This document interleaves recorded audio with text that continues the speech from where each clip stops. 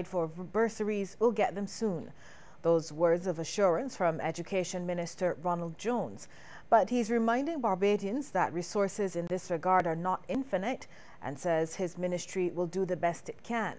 He gave an update on the situation as the Young Democrats presented 4 education grants, one of them to a UEK-Phil student at a ceremony over the weekend at the Democratic Labour Party headquarters on George Street.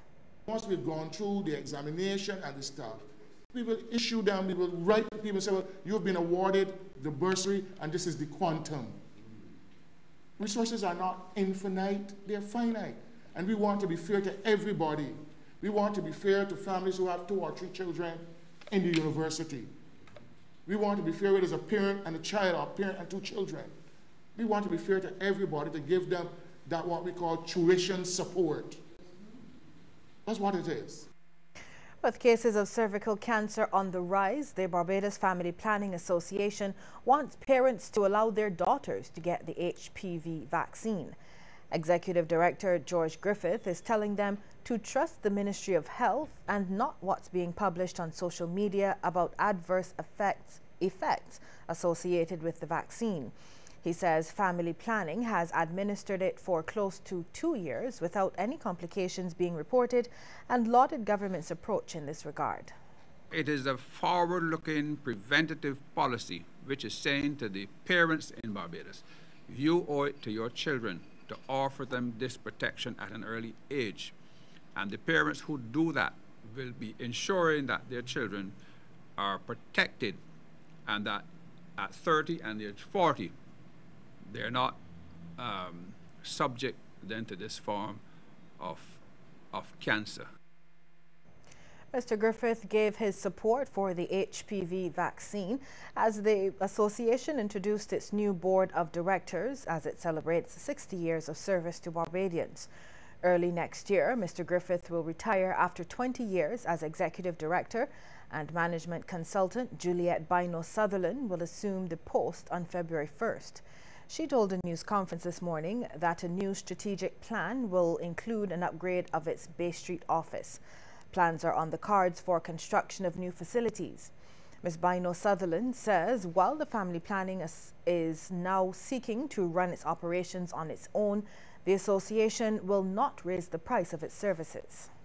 What we are planning to do really is keep resources available, but work on cost containment, driving our costs down as far as we possibly can, and maintain quality because that is important. We plan to increase the resources available to the organization by clearly having more persons accessing services and therefore deriving increased income.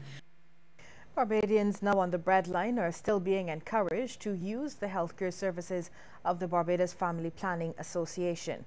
New President Ruth Phillips says the agency will make every effort to accommodate men and women in these tough economic times. She's also telling Barbadian men they have nothing to fear in getting a checkup there, and that's why the BFPA is moving to enhance its men's clinic.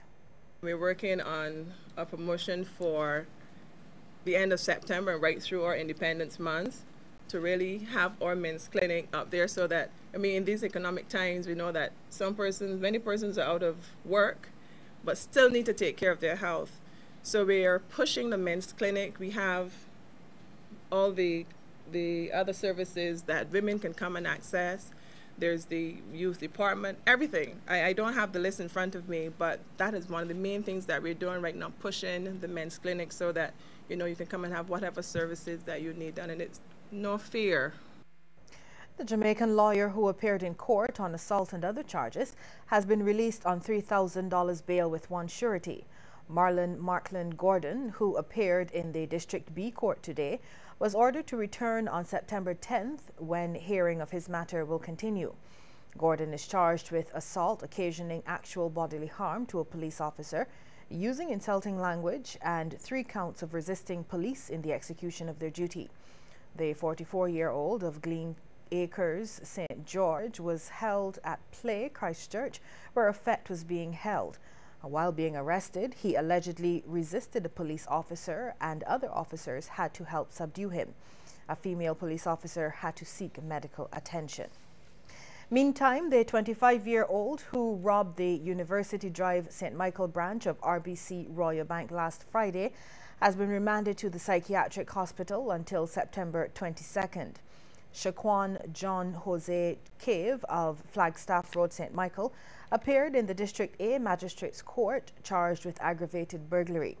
According to reports, Cave entered the bank, jumped the counter and demanded money. He left with an undisclosed sum of cash. He was, however, pursued by civilians who cornered him in the area of the Lazaretto. Cave was then arrested by police. We have more news ahead in just a moment, but first we want to hear from you on the question. Based on all that has been said about the HPV vaccine, would you allow your daughter to get it? Text yes or no to short code 8111. We'll have the answer for you at the end of the news.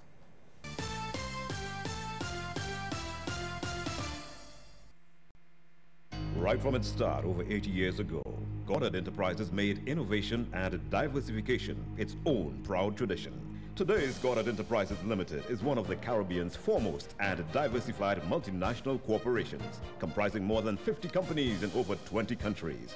Goddard Enterprises Limited is catering, manufacturing, hospitality and service business, financial, and marketing and distribution of world-famous brands. Goddard Enterprises, the tradition of innovation and service since 1921. I sent a text to the economic program, and then I got a call saying that I was a winner.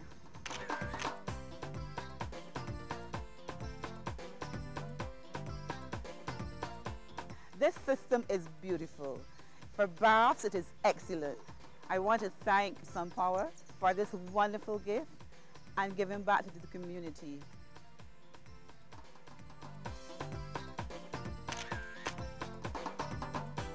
And I want to say again, thanks very much to Economics and SunPower, and I encourage everyone to watch the show. You too can be a winner. Here's your SunPower. When you are feeling a little low, itching and scratching, and you feel the pain in your tummy. You may have worms, so tell your mommy. You may even feel a little queasy. Cause you may have a runny tummy. When you feel the pain in your tummy, you may have worms, so tell your mommy. Anyone can have worms. One dose of Centel eliminate most common intestinal worms. Deworm your family with Centel twice a year.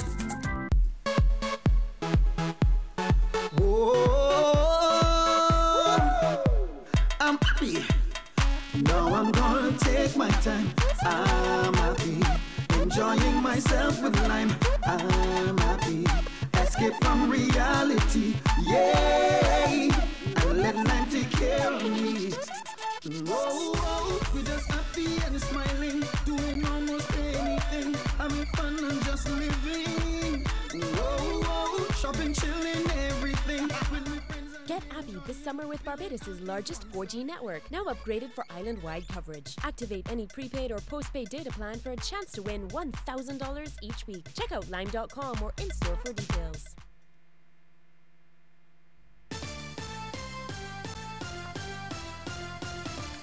Just over $8,000 in about a month. That's what the much talked about Barbados leg of the Ice Bucket Challenge generated for the Challoner Creative Arts and Training Centre. Deputy Chairman of the Centre's board, James Paul, says every cent of the money collected has been allocated for immediate use. We have the hospice center where we actually we have people, we teach people skills. They were not as we taught, and that could actually be going to helping to getting the kind of tools that they needed and the teaching facilities that they needed in terms of as far as that is concerned. So yes, it will be well utilized. And one of the points I want to make generally is that the integration of these people in our society, that sometimes we don't think that it can be integrated. But again, this is where Challoner School in itself can play a critical role in terms of integrating those people into our society. As you might not be aware, for instance, we have a little farming project up here. Again, that will help in getting that particular project moving. Basil Yard, who adapted the international challenge for the local cause, says he had a target of $10,000, but he's thankful for the donations. He says every Barbadian should try to find a way to give back to other worthwhile causes.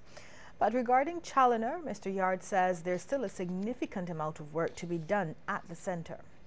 In reality, from what I can see, just even coming here again and realizing it again, where you have barbed wire being placed on the outskirts, and that's not a fence. I mean, these are children with special needs and different needs and so forth, and they need security.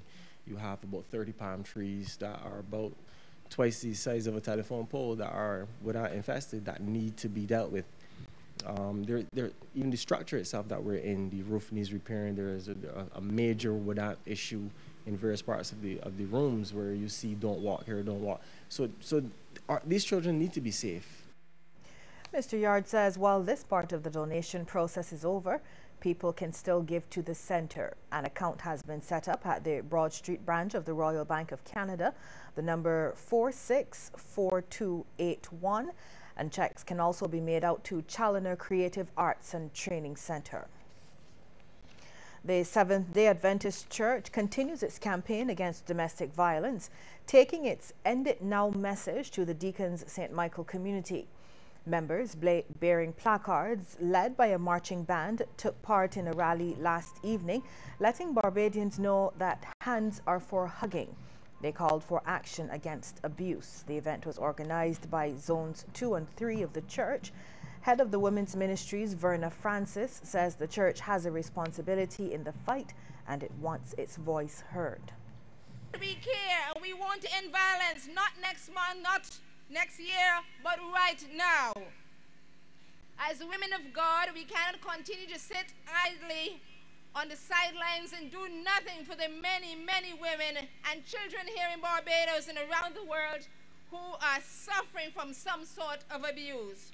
So on this day, we would like to thank the community and its environs who have joined us in the march today in solidarity with those who suffer. Representative of the Business and Professional Women's Club, Patricia Seal, says that organization is playing its part in assisting affected women and families. We focus mainly on abuse. That's just one of our programs. We have a number of programs. We do a lot of advocacy. We do a lot of training in the areas of the empowerment of women. Our main program is our crisis center, and it's going to be open. Our facility is going to be open shortly. It's located in town. The Women Entrepreneurs of Barbados has developed a cooperative society through which opportunities will be provided for members. It promotes savings and assists members in networking as it educates them in cooperative principles.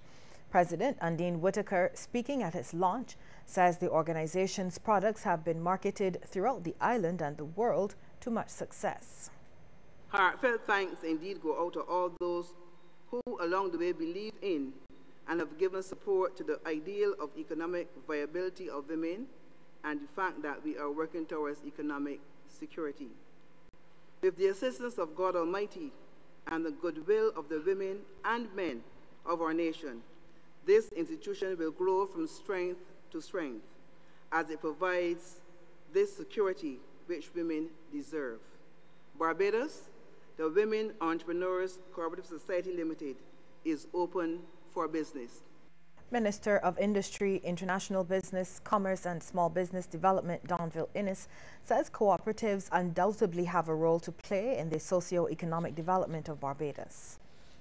And I've said it over and over again that, we must not fool ourselves and believe that the cooperative spirit formally is not that important in Barbados today. And I want to thank Sharon Drayton and her entire staff in that department in my ministry for the work they continue to do on your behalf.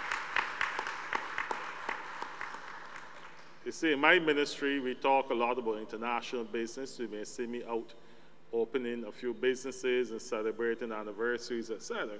But let me say that the cooperative department is no less important. A call for greater investment in the youth and training for young people. These are just two of the proposals Chairman of Drug Education and Counseling Services, Roger Husbands, has put forward to address some of the serious issues facing the nation's youth. He spoke about his ideas as he led the first youth leaders meeting at Kensington Oval over the weekend. Mr. Husbands believes these proposals that can help youngsters out of the illegal drug culture and crime. So when we talk about guns and we talk about killings in Barbados, a lot of it is drug related. Men who just go around, get up and go cut cane or rake grass or get a proper business, but men who just want to sit down and use our young people. I'm talking about your young people in your church to sell drugs to them.